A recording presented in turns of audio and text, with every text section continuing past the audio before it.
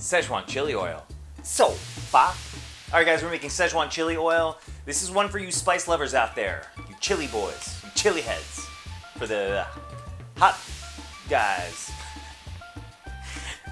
Hot boys. Alright.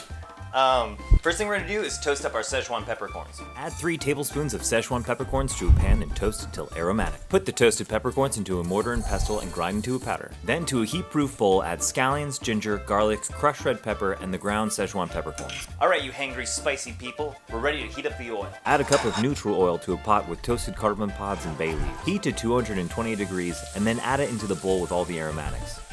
Stir to combine.